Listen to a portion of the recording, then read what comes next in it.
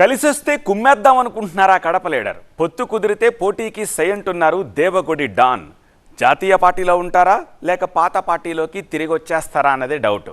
ఎంపీగా అయితే ఓకే, ఒకవేళ అసెంబ్లీకి అయితే డబల్ ఓకే అన్నట్టుంది ఆయన స్పీడ్ చూస్తుంటే. బాంబుల గడ్డపై ఒకప్పుడు దడదడలాడించిన నాయకుడు పొత్తు పొడుపులతో మళ్ళీ యాక్టివ్ కావాలనుకుంటున్నారు. ఆయన దూకుడు ఎవరికి ఎసరు పెట్టబోతోంది? చివరికి ఆయనకి ఏ సీటు దక్కబోతోంది? టీడీపీలోకా బీజేపీ నుంచా? ప్రొద్దుటూరా జమ్మలమడుగా? కడప గడపలో పొత్తు పాలిటిక్స్. టీడీపీ జనసేన పొత్తు కన్ఫర్మ్. పరిణామాలు చూస్తుంటే బీజేపీ కూడా కలిసొచ్చేలా ఉంది. కమలం కాంబినేషన్ కూడా తోడైతే కడప కేర్ ఆఫ్ గా కొత్త రాజకీయానికి తెరలేచేలా ఉంది. ఉమ్మడి కడప జిల్లాలో మొత్తం 10 అసెంబ్లీ స్థానాలున్నాయి.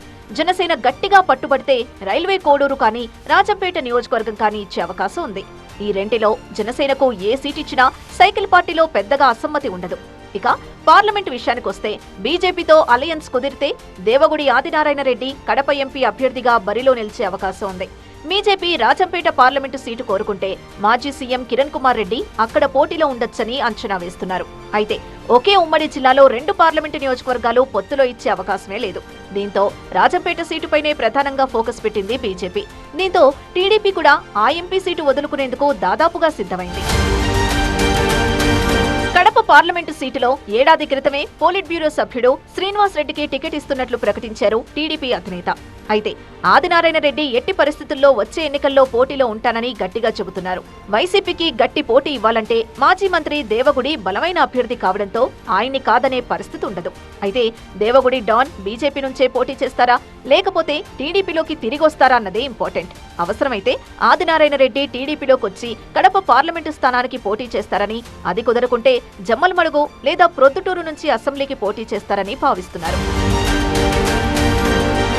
ఆదినారాయణ రెడ్డి మళ్లీ టీడీపీలోకి వస్తే ఇప్పటికే కడప ఎంపీ అభ్యర్థిగా ప్రచారం చేసుకుంటున్న శ్రీనివాస్ రెడ్డికి ఇబ్బందికరమే. అయితే శ్రీనివాస్ రెడ్డి సతీమణి మాధవిరెడ్డికి కడప అసెంబ్లీ సీటు కేటాయించడంతో ఎంపీ సీటు గురించి ఆయన గట్టిగా గొంతెత్తే అవకాశం కూడా ఉండకపోవచ్చు. కానీ ఆదినారాయణ రెడ్డి జమ్మలమడుగు లేదా ప్రొద్దుటూరు సీట్ల వైపు మొగ్గితే మాత్రం టీడీపీలో కుదుపులు తప్పవంటున్నారు తమ్ముళ్లు.